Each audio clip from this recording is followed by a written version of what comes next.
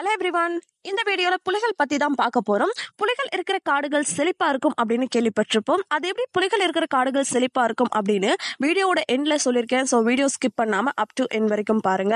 அதுக்கு முன்னாடி புலிகள் பற்றிய சில சுவாரஸ்யமான தகவல்களை இந்த வீடியோல பார்க்கலாம்.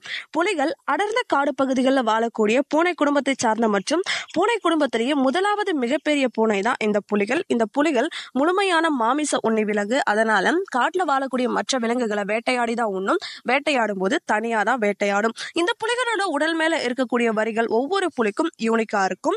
இந்த புலிகளுடைய வரிகள் அதோட ரோமம் மேல மட்டும் இருக்காது, அதோடைய தோல்லையும் இருக்கும். அதாவது புலிகளுடைய ரோமத்தை நீக்கிட்டு அதோடைய ஸ்கின்ல பார்த்தா கூட அந்த வரிகள் இருக்கும். அதை பேஸ் பண்ணி தான் அதோடைய ரோமம் வளர்ந்திருக்கும். புலிகளுடைய உமிழ்நீர் ஆன்டிசெப்டிக்கா அந்த புலிகளுக்கு பயன்படுது. அதாவது அந்த புலிகளுக்கு அதோட உடல் மேல எங்கேயாவது காயம் ஏற்பட்டுச்சுன்னா அந்த காயங்களை அதோடைய உமிழ்நீரை கொண்டே அதால சரிப்படுத்திக்க முடியும். புலிகள் எப்போதுமே பதுங்கிதான் வேட்டையாடும். இந்த புலிகள் அதிகப்படியான வேட்டையாடக்கூடிய விலங்குனா அது கரடி மற்றும் மான். ஒரு சில விலங்குகளையும் அதிகப்படியா வேட்டையாடும். இருந்தாலும் அதிகப்படியா வேட்டையாடக்கூடிய விலங்குன்னா அது மான் மற்றும் கரடி தான். சில நேரங்கள்ல பன்றிகளையும் இது அதிகமா வேட்டையாட தான் செய்யும். பெரும்பாலும் புலிகள் இரவு நேரங்கள்ல தான் அதிகப்படியான வேட்டையாடும். ஏன்னா புலிகளுக்கு பகல் நேரத்துல தெரிகிற கண் பார்வையை விட இரவு நேரத்துல ரொம்பவே தெளிவா தெரியும். இரவு நேரத்துல மனிதர்களுக்கு தெரியக்கூடிய கண் பார்வையை விட 6 மடங்கு அதிகமா இந்த புலிகளுக்கு தெரியும். இது ரொம்பவே ஆக்ரோஷமான மற்றும் பலமான விலங்கு. ரொம்ப வேகமா செயல்படக்கூடிய விலங்கும் கூட. புலியோட உரும சத்தம் கிட்டத்தட்ட 3 கிலோமீட்டர் வரைக்கும் கேட்கும். புலி இனங்கள்லயே மிகப்பெரிய புலினா அது சைபேரியன் புலி தான். அதோடைய அதிகபட்ச உடல் எடை 310 கிலோ வரைக்கும் இருக்கும். இதோடைய பைட் ஃபோர்ஸ் 1050 பவுண்ட்ஸ். அதாவது ஒரு காட்டெருமையோட கழுத்தை கூட இதால ஒரே பைட்ல முடிச்சிட முடியும்.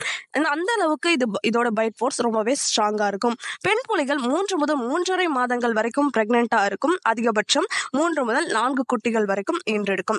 ஃபைனலா வீடியோட எண்டுக்கு வந்தாச்சு. இப்போ புலிகளுக்கும் காடுகள் செழிப்பா இருக்கிறதுக்கும் என்ன தொடர்புன்னு பார்க்கலாம். காடுகள்ல வாழக்கூடிய பெரும்பாலான விலங்குகள் தாவர உண்ணி விலங்குகள் தான். ஒரு சில விலங்குகள் மட்டும்தான் மாமிச உண்ணி. இந்த தாவர உண்ணி விலங்குகள் காடுகள்ல இருக்கக்கூடிய இலைத்தலை தாவரங்களை, அதாவது மான் மாதிரியான சிறிய விலங்குகள் இலைத்தலை தாவரங்களையும், ஒட்டகச்சிவிங்கி மாதிரியான பெரிய விலங்குகள் மரத்துல இருக்கக்கூடிய இலைத்தலை தாவரங்களையும் சாப்பிட்றதால காடுகள்ல அதிகப்படியான வறட்சி ஏற்படும்.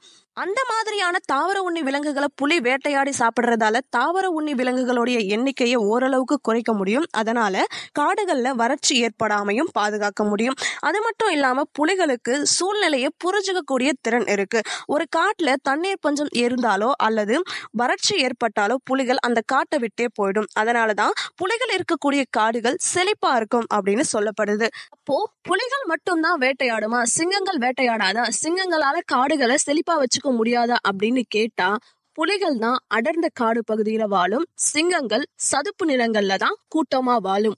ஸோ ஃபைனலாக வீடியோவோட எண்டுக்கு வந்தாச்சு. வீடியோ அப் டு எண்ட் வரைக்கும் பார்த்த எல்லாருக்குமே ரொம்ப பெரிய தேங்க்ஸ். அடுத்தடுத்த வீடியோவில் வேற அனிமல்ஸ் பற்றி பார்க்கலாம். நீங்கள் ஏதாவது அனிமல்ஸ் பற்றி தெரிஞ்சுக்கணும் அப்படின்னா கமெண்ட் பண்ணுங்கள். அதை பற்றியும் வீடியோ மேக் பண்ணலாம். பாய்.